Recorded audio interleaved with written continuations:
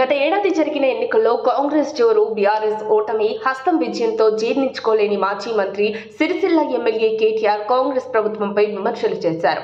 గతంలోనే తెలంగాణ అసెంబ్లీ ఎన్నికల ఫలితాలపై మంత్రి కేటీఆర్ స్పందించారు. ప్రెస్ మీట్ పెట్టి బీఆర్ఎస్ నాయకులు కార్యకర్తలకు భరోసా ఇచ్చారు. ఈ ఎన్నికలు బీఆర్ఎస్ కు స్పీడ్ బ్రేకర్, మళ్లీ రెట్టించిన ఉత్సాహంతో వస్తామని క్యాడర్ కు ధైర్యం నూరిపోశారు. అలాగే విజయం సాధించిన కాంగ్రెస్ పార్టీకి శుభాకాంక్షలు తెలిపారు. ఇప్పుడు తాజాగా మరోసారి బీఆర్ఎస్ ఓడిపోవడంపై బీఆర్ఎస్ వర్కింగ్ ప్రెసిడెంట్ కేటీఆర్ వివరణ ఇచ్చారు.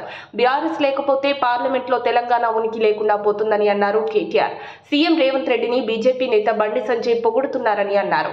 దేశంలో దివాలా తీసిన కాంగ్రెస్ పార్టీకి తెలంగాణలో అనుకోకుండా అవకాశం వచ్చిందని పేర్కొన్నారు. కాంగ్రెస్ పార్టీ కావాలనే బీఆర్ఎస్ పార్టీపై అబద్ధాలు, అప్పులు, తప్పులు అంటూ దుష్ప్రచారం చేస్తోందని కేటీఆర్ మండిపడ్డారు. రైతు బంధు ఇప్పటి వరకు అతీగతి లేదని రాష్ట్ర ప్రభుత్వాన్ని ప్రశ్నించారు. సొంత రాష్ట్ర పరపతిని తగ్గించే విధంగా కాంగ్రెస్ నేతలు మాట్లాడుతున్నారని కేటీఆర్ ధ్వజమెత్తారు. రాష్ట్రంలో కేసీఆర్ పాలనలో అభివృద్ధి విషయంలో ఎలాంటి ఫిర్యాదులు లేవని క్షేత్రస్థాయి నేతలు చెప్పారని కేటీఆర్ మీడియా సమావేశంలో పేర్కొన్నారు. చిన్న చిన్న పొరపాట్ల వల్లే ఓడిపోయామని నేతలు చెప్పారని అన్నారు. ఉద్యోగాల విషయంలో కాంగ్రెస్ అబద్ధాలు చెప్పి గెలిచిందని అభిప్రాయాలు చెప్పారని పేర్కొన్నారు. పార్టీని సంస్థాగతంగా బలోపేతం చేయడంలో చిన్న చిన్న పొరపాట్లు జరిగాయని చెప్పారు. సీఎంగా కేసీఆర్ లేకపోవడాన్ని కొందరు జీర్ణించుకోలేకపోతున్నారని అన్నారు.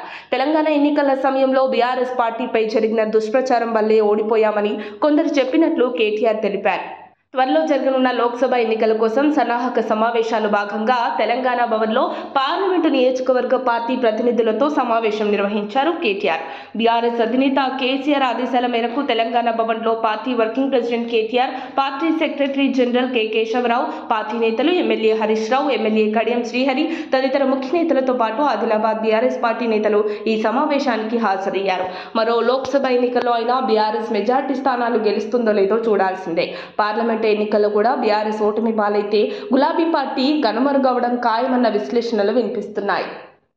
మరిన్ని అప్డేట్స్ కోసం మా కాయ్ టీవీని సబ్స్క్రైబ్ చేసుకోండి. మా వీడియో కనుక మీకు నచ్చినట్లయితే లైక్ చేయండి, షేర్ చేయండి. మీ విలువైన అభిప్రాయాలను కామెంట్ బాక్స్లో తెలియజేయండి.